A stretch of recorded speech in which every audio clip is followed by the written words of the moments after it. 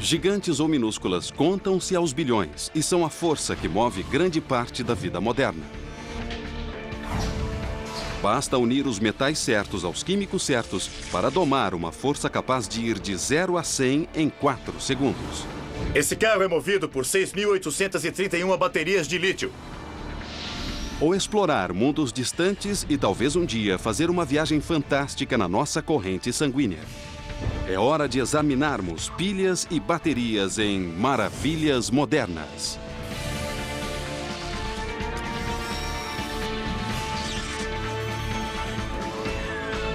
Maravilhas Modernas. Se você precisa de uma prática fonte de energia portátil, conte com esta despretensiosa, mas indispensável maravilha para fazer aparelhos, ferramentas e brinquedos se movimentarem. Só os americanos compram 3 bilhões de pilhas secas e baterias todos os anos. E isso sem considerar as baterias especiais incorporadas a aparelhos como computadores ou telefones celulares. Existem as baterias silenciosas e escondidas como as dos relógios em geral, que marcam o tempo anos a fio. E outras baterias que têm a vida agitada e morrem cedo, como as que comandam o sistema de direcionamento de bombas. Todos dependemos de baterias. Mas em alguns casos, a vida das pessoas depende delas. O coração de Dick Cheney continua a bater graças à bateria de seu marca-passo. Se analisarmos bem, quase tudo que exige força elétrica que não esteja conectado numa tomada ou ligado a uma fonte de força qualquer, contém uma bateria. Do controle remoto que você sem dúvida tem nas mãos, às câmeras de alta definição que captam as imagens para este episódio de Maravilhas Modernas, baterias e pilhas não contêm eletricidade, mas sim o potencial de gerar eletricidade com elementos químicos. Bateria ou pilha. Segundo os livros, são um dispositivo que converte energia química em energia elétrica, por meio de uma reação de óxido-redução.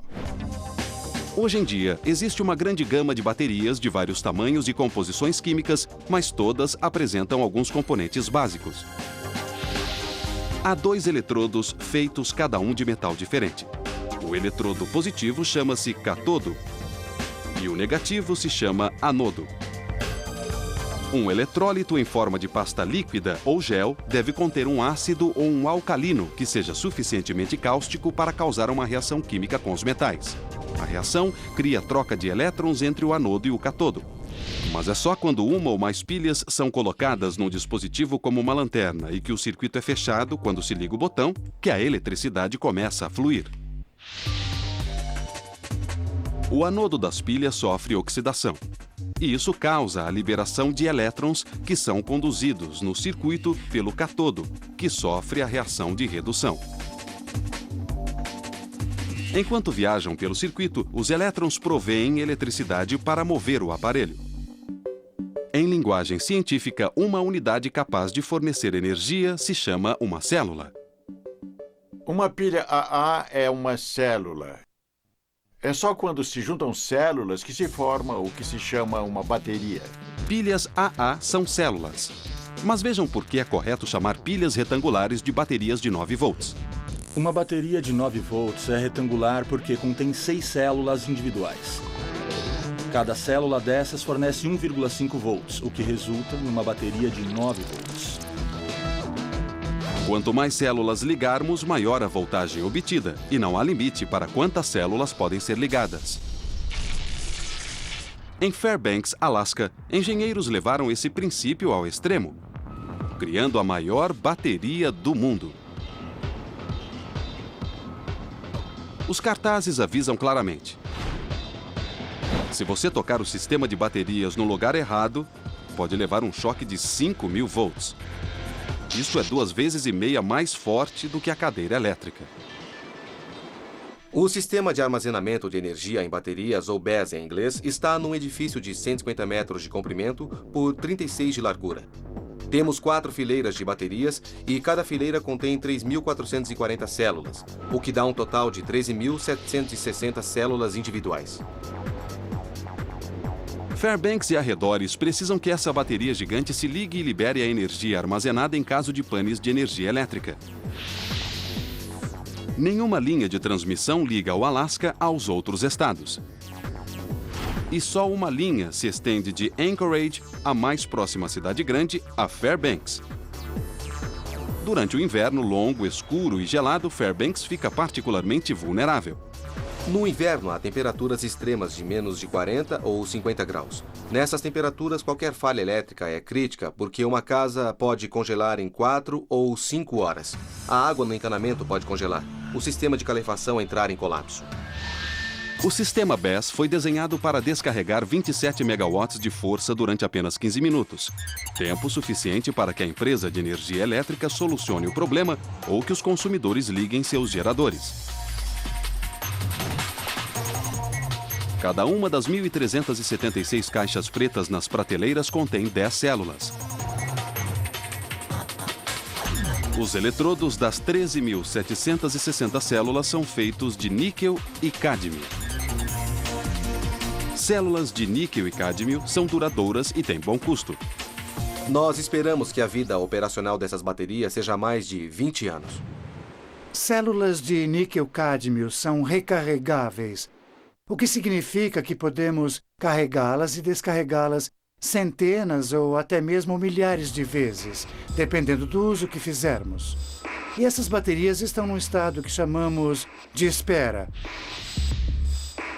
Quer dizer que a maior parte do tempo elas puxam a energia da rede para se manterem carregadas, só esperando o momento que algo aconteça na rede e a bateria tenha de se descarregar rapidamente. Como qualquer bateria, as nossas são de corrente contínua. Juntamos toda a energia e a focamos no nosso condutor de corrente contínua que chega a esta sala aqui.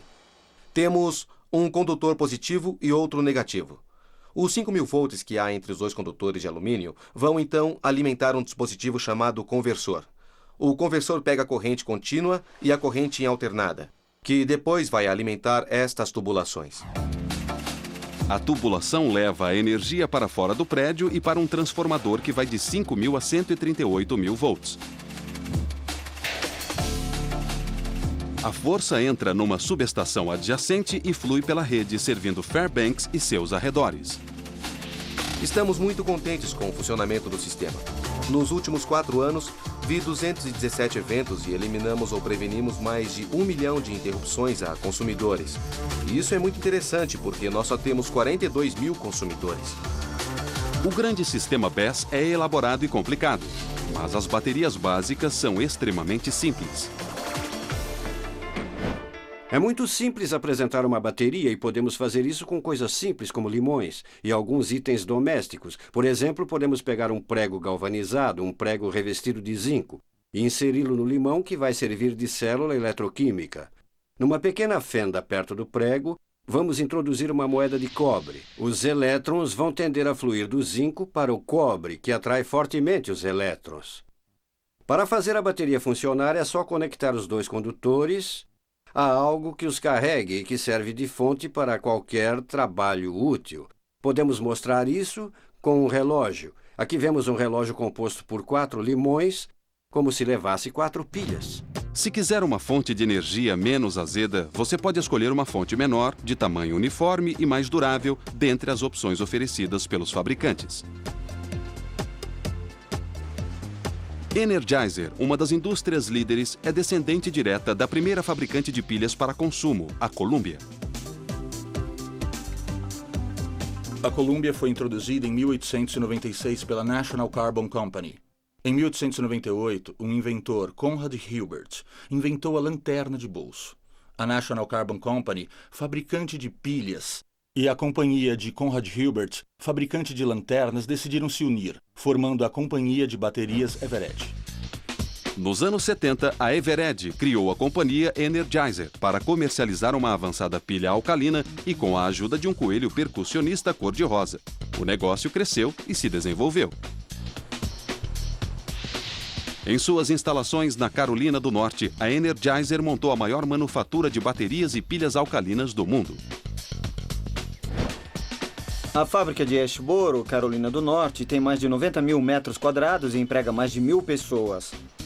Fazemos pilhas AA e de 9 volts, mas hoje vamos nos focar na chamada pilha média porque é a que mais produzimos.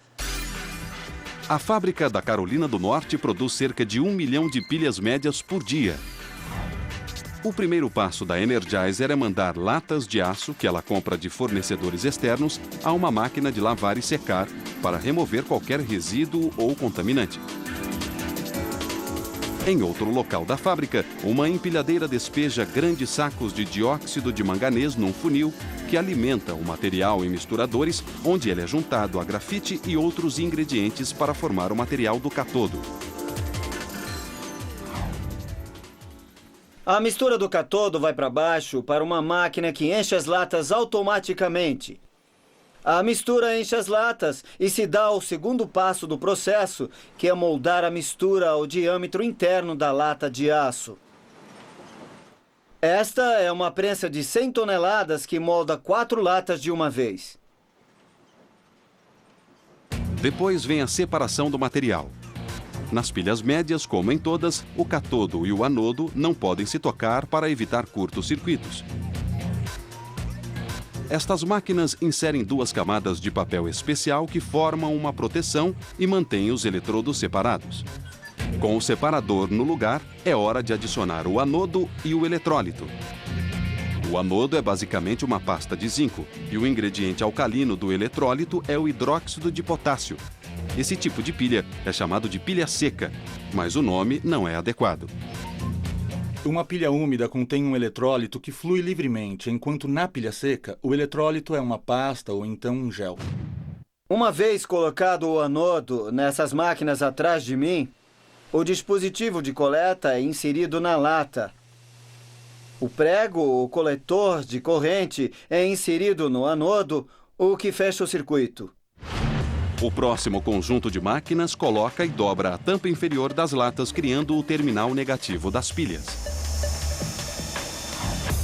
Depois, as latas são invertidas e vão para uma máquina que solda a tampa superior. São os polos positivos das pilhas. E se você quiser saber, há razões pelas quais pilhas médias e outras baterias padrão são cilíndricas. A principal razão de uma bateria ser cilíndrica é que ela fica mais forte e durável. Um cilindro permite a distribuição melhor de pressões internas, o que permite selar melhor todo o sistema. Estamos no passo final da montagem. Aqui, nós rotulamos o produto. Uma vez posicionado, o rótulo é aderido a quente na pilha. Cada pilha é inspecionada visualmente para garantir que o rótulo esteja no lugar certo. E tem sua voltagem e também corrente testadas, bem antes de ser embalada. As pilhas médias também fornecem 1,5 volts e são feitas com os mesmos materiais de anodo e cátodo, mas pilhas maiores têm suas vantagens.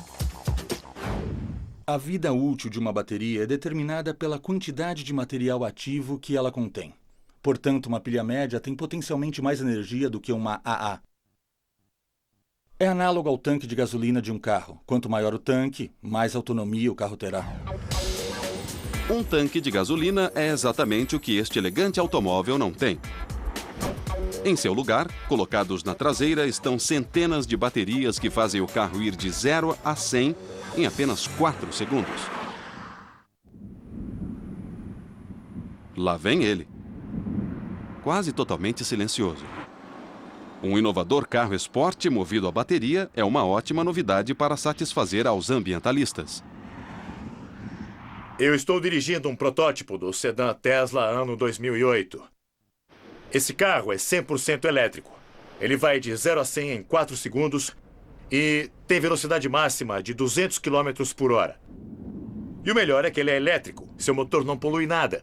Não há escapamento, não há nenhuma poluição e sua autonomia é de 320 km. Este bólido movido a eletricidade, que custa cerca de $100 mil, foi o primeiro veículo criado pela Tesla Motors no Vale do Silício, Califórnia.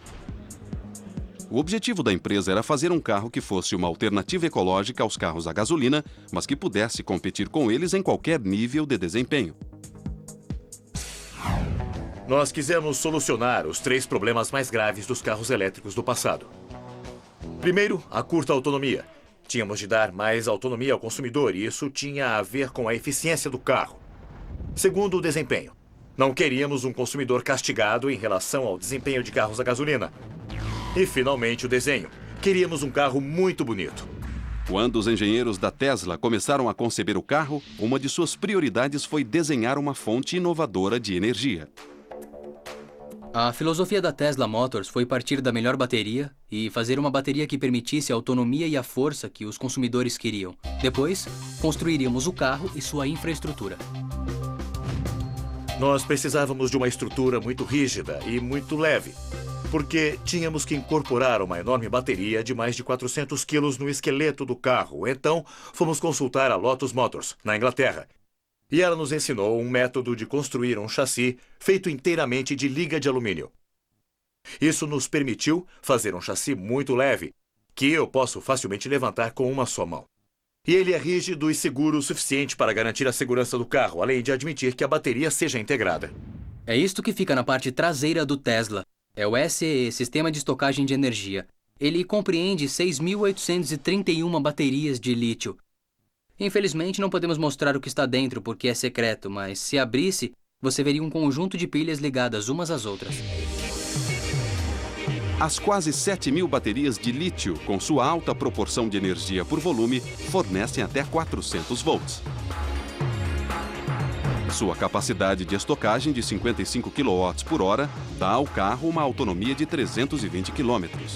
Depois de dirigir por 320 km, você estaciona o carro numa garagem e carrega o carro usando uma dessas tomadas comuns. Simplesmente pegue o fio, abra a portinhola de proteção e ponha o fio na tomada. O carro leva 3 horas para carregar, se estiver totalmente descarregado, mas pode se levar menos tempo ainda e o custo é muito, muito baixo. Estamos falando de 2 a 3 dólares para carregar toda a bateria. 3 dólares. Isso equivale a dizer que o Tesla faz 85 km por litro de gasolina. E as baterias que levam a esse maravilhoso desempenho acionam um motor tão simples quanto eficiente. O nosso carro contém um motor elétrico de indução, invento de Nikola Tesla. Ele é a essência da experiência de dirigir nosso carro e também a explicação do porquê a manutenção do carro é tão simples. Ele só tem 2 peças móveis e a transmissão acoplada ao motor tem 15 peças. Isso dá a toda a unidade motriz um total de 17 peças, comparado ao motor de combustão interna, que tem centenas de peças. O atraente desenho do Tesla chama a atenção por onde o carro passa. Mas você não precisa ter bilhões no banco para criar um carro elétrico. Alguns carros elétricos de hoje são conversões personalizadas. Se você vir um carro esporte clássico deslizando por aí, sem barulho de motor, pode ser o trabalho do auto-intitulado Padre Mecânico. Eu construo carros elétricos há 2 anos e meio. O carro que está atrás de mim é um Triumph Spitfire 78. Comprei vários carros desses e só o que fiz foi tirar o motor e colocar baterias. Eu posso mostrar o que fiz. Marvin, você me ajuda com o capô?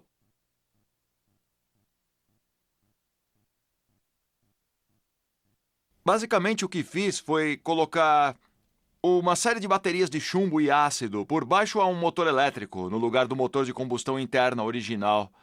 E atrás há mais 9 baterias, o que dá 15 baterias para a tração e mais uma para o funcionamento do rádio e das luzes. Total de 16. Posso ligar o carro a uma tomada 110 ou 220. Os carregadores podem trabalhar em qualquer alternativa, corrente alternada ou contínua.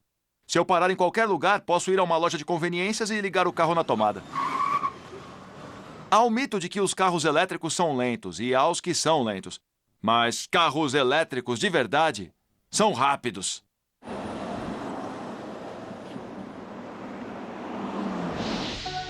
As baterias competem com os motores a combustão interna desde que a indústria automobilística nasceu. No começo, carros elétricos se defenderam bem, porque os carros a gasolina sofriam com a escassez de postos de abastecimento e com o fato de só pegarem a manivela, o que os consumidores detestavam. Mas, por volta de 1910, postos começaram a proliferar e motores de arranque elétricos substituíram as manivelas e veículos elétricos ficaram para trás. Mas carros a gasolina precisavam de baterias confiáveis, que dessem força suficiente para dar partida aos motores. Baterias de chumbo e ácido são equipamento padrão de automóveis desde então. Originalmente desenvolvidas em 1859 por um cientista francês chamado Gaston Planté, baterias de chumbo e ácido se tornaram a tecnologia recomendada para aplicações automotivas. Não só podem ser recarregadas, como são robustas o suficiente para aguentar o calor e as vibrações sob o capô, a custo relativamente baixo. A East Penn Manufacturing, em Lyle Station, Pensilvânia, produz baterias desde 1940. Temos cerca de 230 mil metros quadrados de área construída em 2 milhões de metros quadrados de terreno. Fazemos grande variedade de produtos e temos várias plantas neste local que produzem de baterias para motores a baterias estacionárias. O maior segmento de nosso negócio é o de baterias para o setor automotivo. O primeiro passo para se fazer uma bateria automotiva é fazer uma grade, uma armação para montar. Vamos pegar chumbo sólido e colocá-lo numa panela de 7 toneladas, onde ele será derretido e colocado em um molde, por onde vamos passar a grade para a bateria.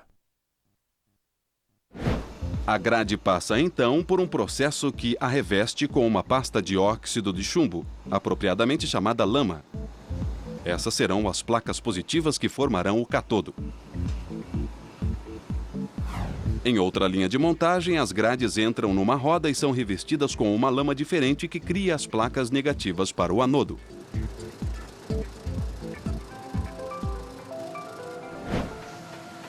Depois de fazermos as placas positiva e negativa, precisamos introduzir um material que separe os eletrodos positivo e negativo. Então, o que fazemos é colocar um envelope. Isso separa os eletrodos positivo e negativo para não entrarem em curto. A máquina atrás de mim leva um arcabouço de polietileno. A placa positiva é colocada nesse material, selamos tudo e colocamos a placa negativa. A máquina conta de quantas placas precisamos. A bateria que estamos fazendo aqui é de 15 placas. O motivo de usarmos várias placas em cada célula é aumentar a superfície da área do anodo e do cátodo para maximizar a reação química que produz a eletricidade. Cada placa determina a capacidade em amperes-hora ou capacidade de reserva. E a área total das placas vai determinar a capacidade de partidas a frio que você vai dispor. Uma pilha de placas compreende 2 volts cada uma. 6 células são inseridas em cada compartimento de polipropileno, o que dá uma bateria padrão de automóvel de 12 volts. O próximo passo do processo é nosso departamento de montagem, onde vamos ligar as 6 células e chegar à bateria de 12 volts. Cada célula é verificada. A bateria desce pela linha e cada grupo de placas é soldado. Neste ponto, colocamos uma capa na bateria, que selamos a quente. Depois temos de conectar a parte interna com a parte externa.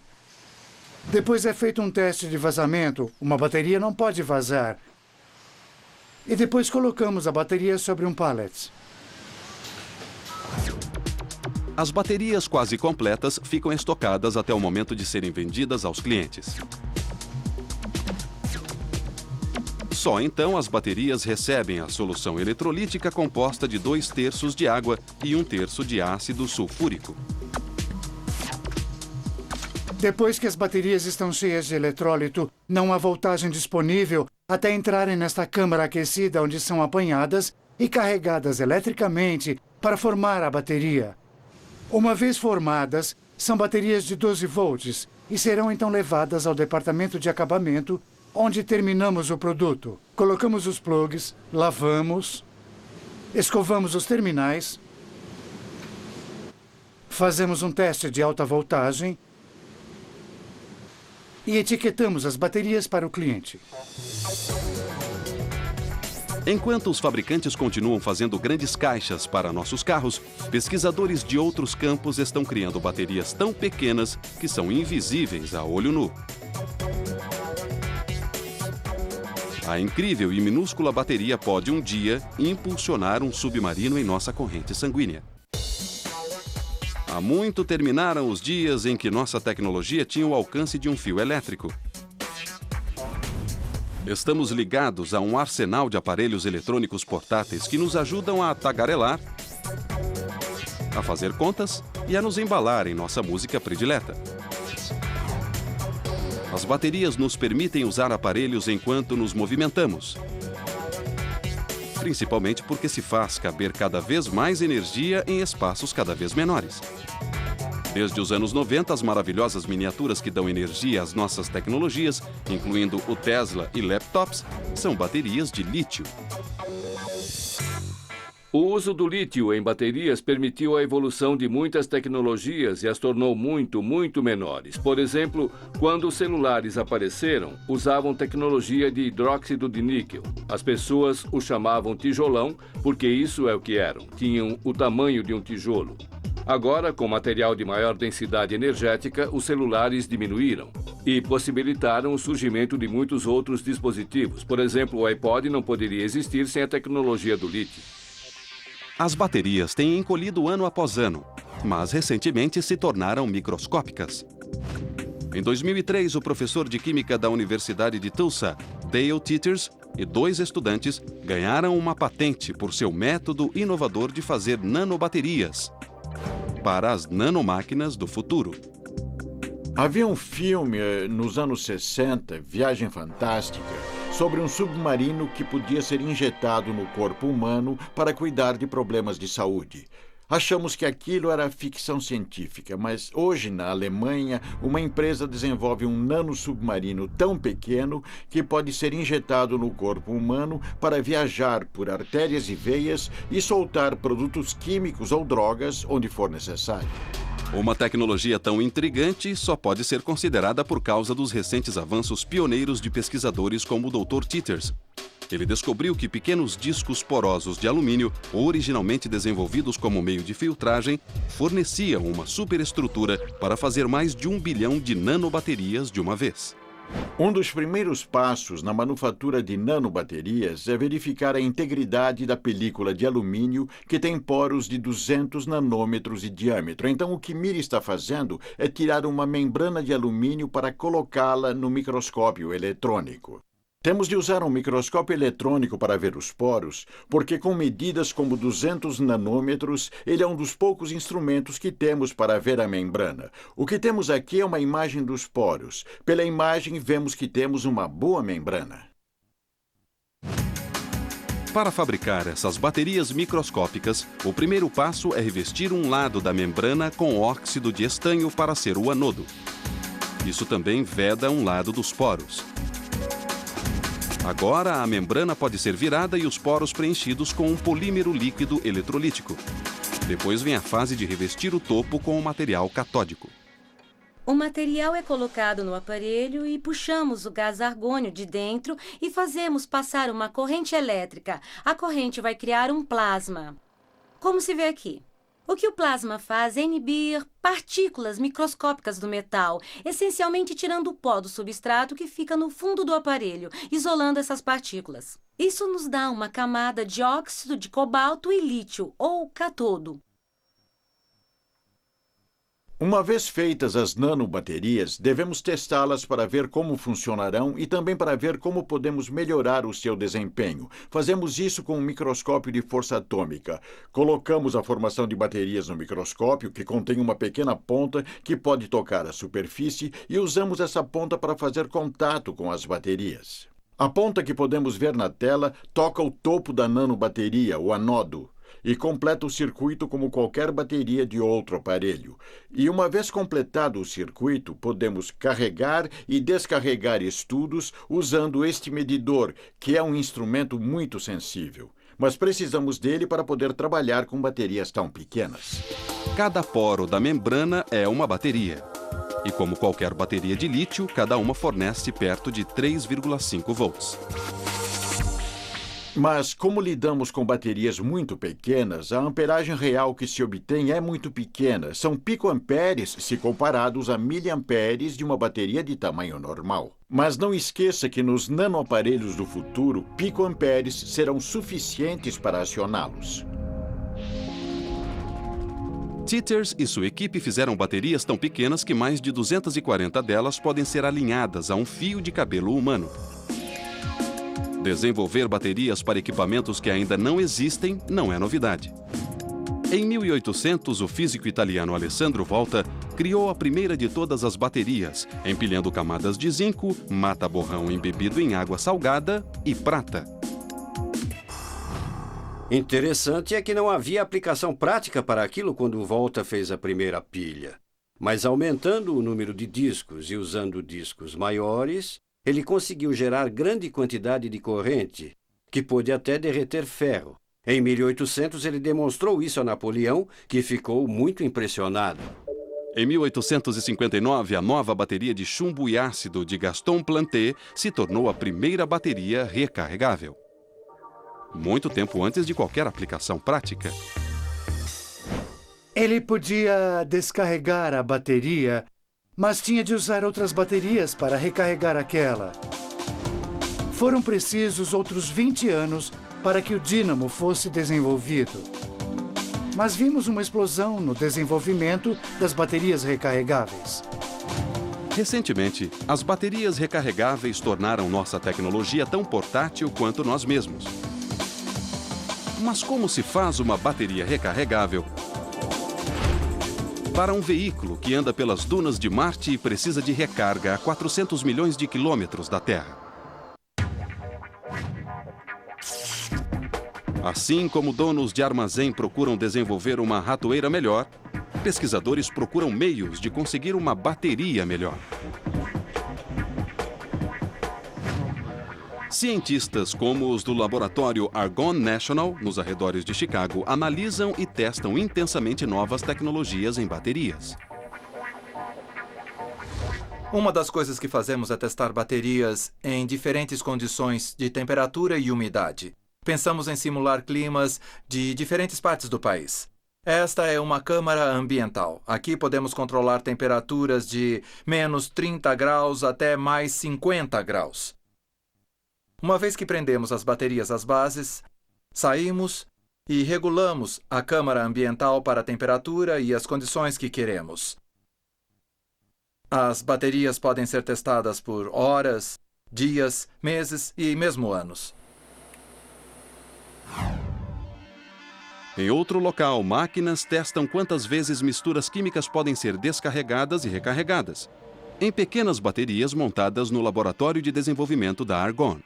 O avanço na tecnologia de baterias se baseia em materiais novos. Esses materiais são colocados em pequenas pilhas, usadas em testes visuais, como vemos aqui, e que chamamos de pilha-botão.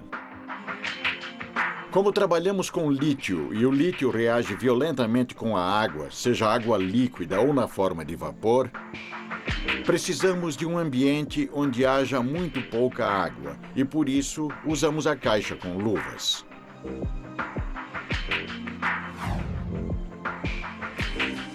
Uma área de testes foi especialmente desenhada para minimizar riscos com novas tecnologias.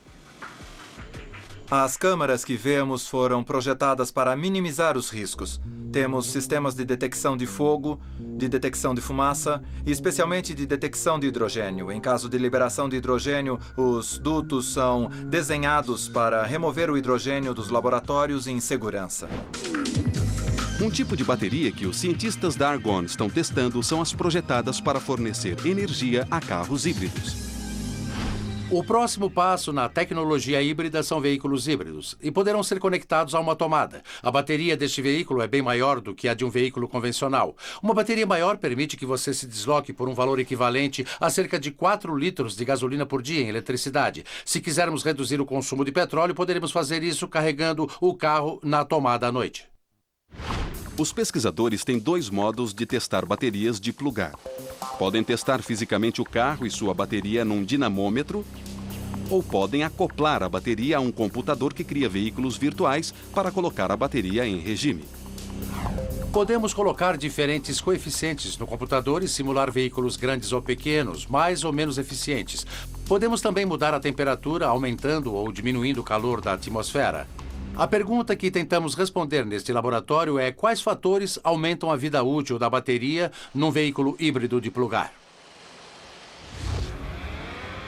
A 3.000 quilômetros dos laboratórios da Argonne, peritos do Laboratório de Jato Propulsão da NASA, em Pasadena, Califórnia, testam baterias para veículos designados a nos levar para muito mais longe. Se desenharem uma bateria que seja inferior à mais durável de todas elas, uma missão multibilionária poderia fracassar no longínquo espaço sideral. Para demonstrar nossa confiabilidade, grande parte de nossa atividade aqui no laboratório consiste em testar baterias e células. E como se pode ver na sala atrás de mim, nós temos várias câmaras ambientais em uso para testes. Fazemos principalmente testes de duração que estão sujeitos a temperaturas e a ambientes que são experimentados por uma nave espacial. As tecnologias do laboratório da NASA evoluíram rapidamente desde a década de 90. Em 91, sistemas energizados por baterias de níquel-cádmio de uma nave em órbita terrestre mapeou a topografia dos oceanos. Foi um trabalho longo e pesado. Em 1997, prata e zinco forneceram energia em uma embalagem muito leve para o pioneiro veículo que explorou Marte, mas sua bateria só durou 90 dias. Hoje, o veículo tira sua energia de baterias de lítio de longa duração, poderosas e leves. Mas como suas predecessoras, elas também precisam aumentar seus limites de durabilidade. Em contraste com as baterias terrestres, as aeroespaciais realmente devem suportar os extremos de uma viagem espacial. Por exemplo, as baterias do veículo que explora Marte tiveram de suportar a fase de lançamento, onde foram submetidas a altos níveis de vibração e choques. Depois suportaram o vácuo do espaço a caminho de Marte e, chegando lá, tiveram de aguentar toda a fase de entrada, descida e aterrissagem da missão, sempre com novos choques para as baterias.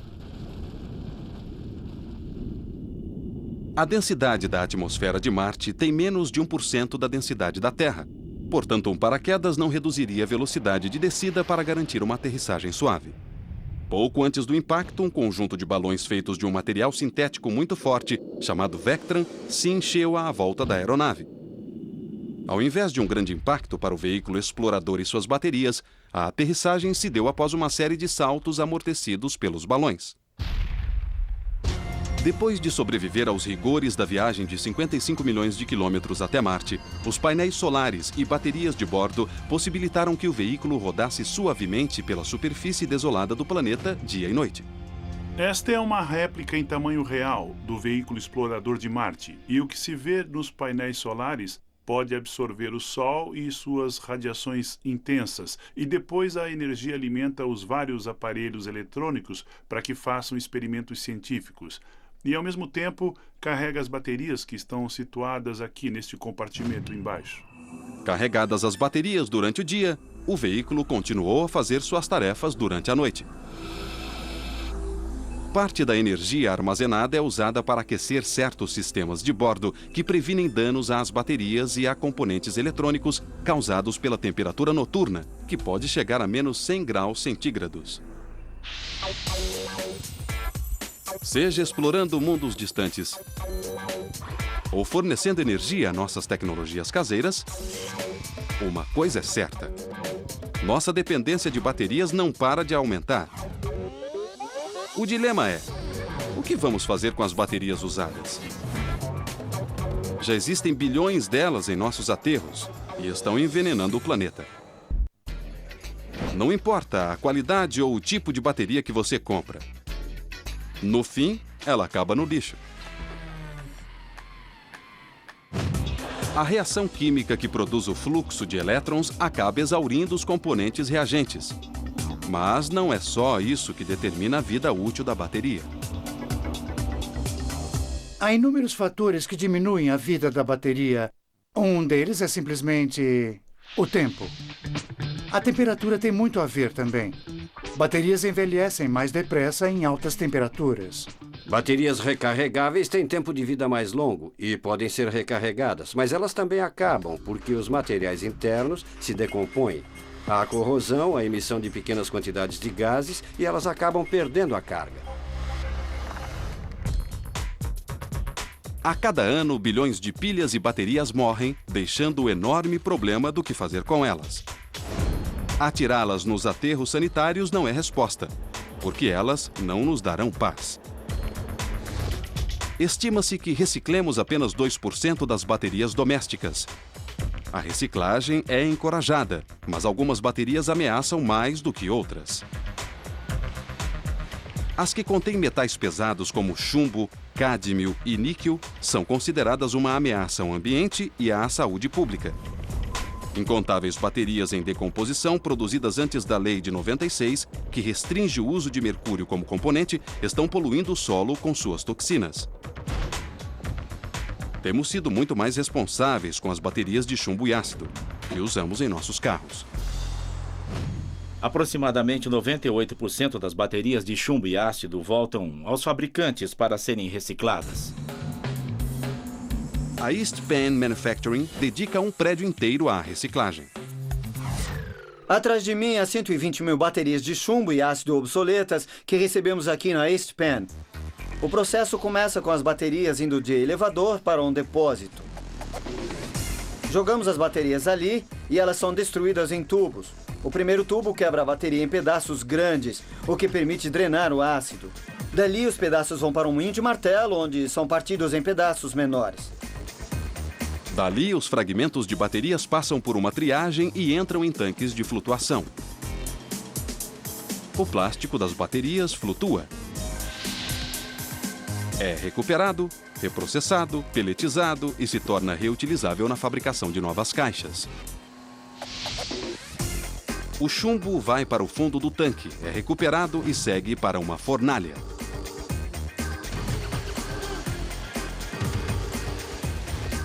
O resultado é um bloco de 1.200 quilos de chumbo que é levado à refinaria. Refinado é entregue a fabricantes para entrar na produção de novas baterias. O processo de reciclagem produz um ótimo subproduto. Atrás de mim está o depurador de gases. Ele condiciona o fluxo de gás que sai da fornalha e o resultado é um fertilizante armazenado em um dos nossos tanques de 4 milhões de litros.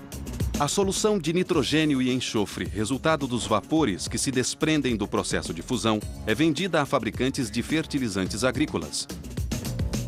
Por estranho que pareça, temos a agradecer a reciclagem de baterias de chumbo e ácido.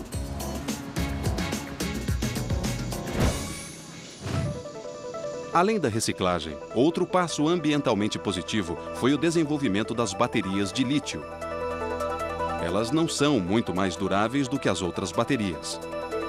O eletrólito contido nelas é um sal orgânico e não contém nenhum metal pesado. Uma coisa é certa: aqueles que pesquisam e testam baterias e aqueles que as vendem para nós estão trabalhando muito para nos manter ligados.